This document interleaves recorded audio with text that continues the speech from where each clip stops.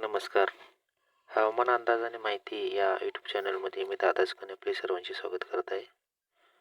सकाळचे 6:30 वाजलेत.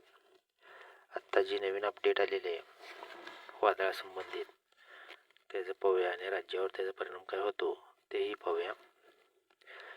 सध्या पाहायला गेलं तर सध्या ते चेन्नईच्या आसपास वादळ तसा स्थिर आहे आणि तिथून मार्गक्रमण करणारे ते पश्चिम दिशेला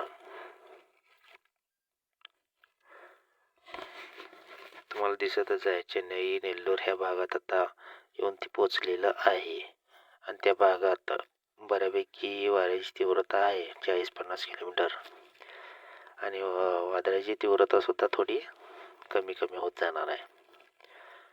त्यानंतर पुढे ते आज दुपारपर्यंत किंवा सायंकाळपर्यंत चेन्नई पासून आत पश्चिम दिशेला वेल्लोर या भागात येईल आणि त्याची तीव्रता थोडीशी वाढलेली दिसते. 12 वाजेपर्यंत नेल्लोर आणि नांदेड या भागात वाऱ्याची तीव्रता साधारणतः वाढलेली वाटेल आणि तिथून पुढे उद्या 3 तारखेला भारताच्या दक्षिण बाजूने म्हणजे तिरुचिरापल्ली, मेंगलोर, कोयमुत्तूर या भागातून तो मार्गक्रमण पुढे सरकणार आहे आणि त्यानंतर पुढे वादळाची तीव्रता थोडीशी कमी झालेली आहे. याचा परिणाम म्हणजे कर्नाटक भागातून वादळी वारे जास्त वाहणार आहेत आणि इकडे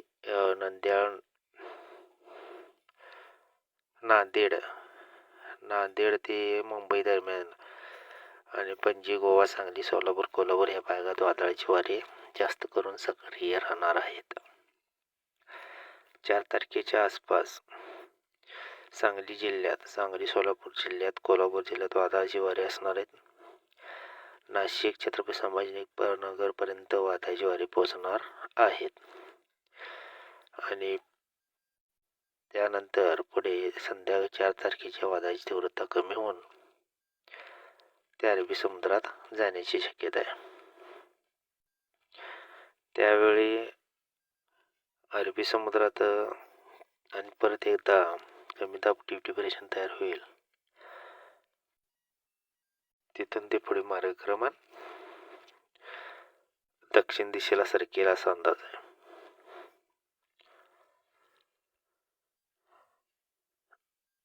अशी ही वादळाची सध्याची तरी अपडेट आहे. या वादळाच्या प्रभावाखाली राज्यामध्ये ते किंबहुना दक्षिण भारतामध्ये पावसाचा परिणाम वाढणार आहे. थोडासा पाऊस वाढेल असं दिसतं. 24 तासामध्ये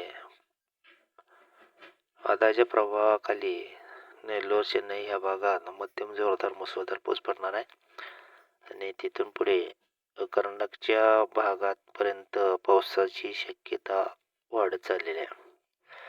दावणगेरे, कोप्पल, चिकमंगळूर या भागातून पावसाचा जोर वाढणार आहे. राज्यामध्ये पावसाची काही शक्यता दिसत नाही आहे कुठेच, पण येत्या 48 तासाच्या पुढे पाहायला गेलं साधारणतः सांगली, सोलापूर, त्यामध्ये पंढरपूर भाग येतोय, जत, विटा, कोल्हापूर आणि इकडे गोव्याचा पट्टा परिसर या भागातून पावसाची शक्यता वाढत चाललेली आहे. साधारणतः हलक्याच्या पावसाची शक्यता राहणार आहे. ओडूस, सातारापर्यंत पावसाची शक्यता राहणार आहे. चिपळूणपर्यंत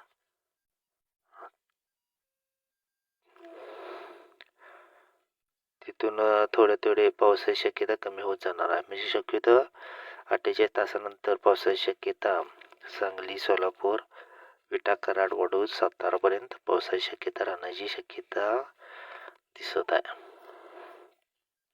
ही झाली नवीन अपडेट वादळासंबंधित. धन्यवाद.